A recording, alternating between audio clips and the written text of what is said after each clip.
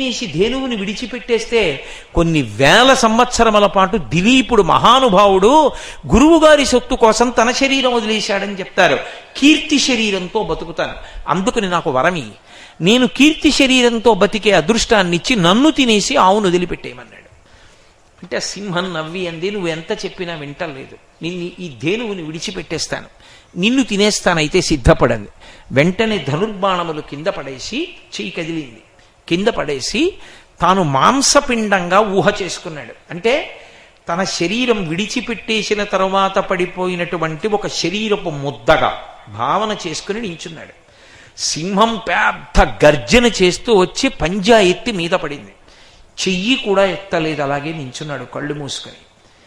అంత అరుపు అరిచి మీద పడినటువంటి సింహానికి బదులుగా కుమారా నీ భక్తికి మెచ్చానన్న మాట వినపడింది. కళ్ళు తెరిచి చూశాడు, నందినీ ధేను ఉంది, సింహం లేదు.